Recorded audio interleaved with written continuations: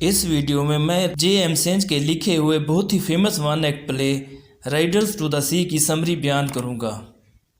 Riders to the sea J M Synge کا لکھا ہوا ایک ایکٹ پر مشتمل ایک کلاسیکل ٹریجک ڈرامہ ہے۔ اس ڈرامے کا آغاز آئرلینڈ کے مغرب میں آران آئی لینڈ میں واقع ایک کاٹیج کے باورچی خانے میں ہوتا ہے۔ جیسے ہی ڈرامہ شروع ہوتا ہے، کیتھلین تقریباً 20 سال کی لڑکی گھر کے کام کاج میں مصروف ہوتی ہے۔ اس کی چھوٹی بہن نورا کپڑوں کا بنڈل لیے اندر داخل ہوتی ہے۔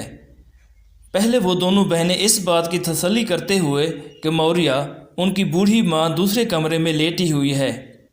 پھر نورا نے کپڑوں کا بنڈل کیتھلین کو دکھایا، جس میں ایسے کپڑے ہیں جو ان کے بھائی مائیکل کے ہو سکتے ہیں، جو کہ سمندری سفر پر گیا ہوا تھا اور ابھی تک سمندر کے سفر سے واپس نہیں آیا تھا۔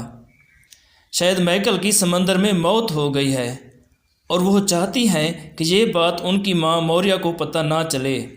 دونوں لڑکیاں باہر آنے والے طوفان کے بارے میں فکر مند ہیں، کیونکہ ان کا آخری زندہ بچ جانے والا بھائی بارٹلی بھی اسی دن سمندر پر جانے کا ارادہ رکھتا ہے۔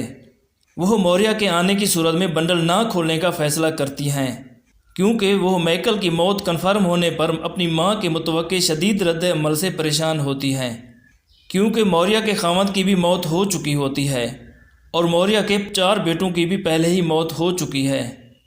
5ویں بیٹے مائیکل کی ابھی موت واقع ہو چکی ہے، جس کا موریا کو پتہ نہیں چلتا، لیکن کیتھلین اور نورا کو پتہ ہے۔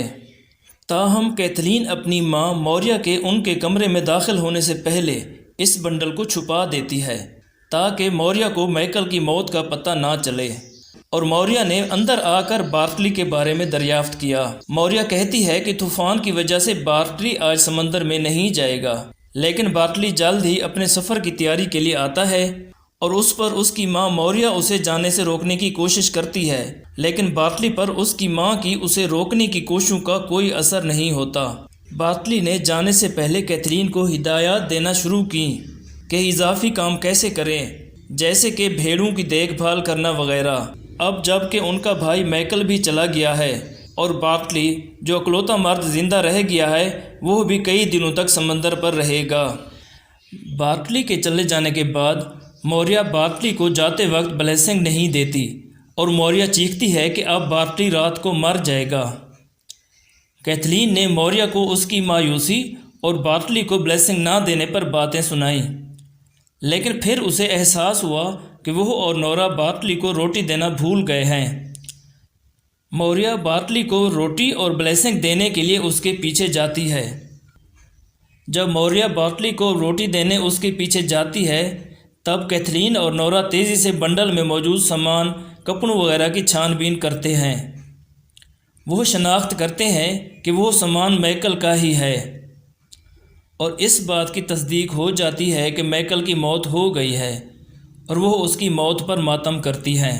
اس کے بعد ایک خاموش، خوفزدہ موریا واپس آتی ہے، چونکہ وہ بارٹلی کو روٹی نہیں دے سکی تھی اور ابھی تک روٹی پکڑے ہوئے ہے اور بارٹلی کے بارے میں کیتھلین کے سوالوں کا جواب دینے سے قاصر ہے۔ آخر میں موریا نے انکشاف کیا کہ اس نے بارٹلی کے پیچھے مائیکل کے بھوت کی سواری کا نظارہ دیکھا ہے، اور کیتھلین بھی اس خواب کو بارٹلی کے مرنے سے تعبیر کرنے لگتی ہے۔ اب بارٹلی بھی مر جائے گا۔ موریا اپنی زندگی کے تمام مردوں کی موت پر غور کرتی ہے۔ نورا اور کیتھلین کو سمندر کے کنارے سے چیخنے کی آوازیں آتی ہیں۔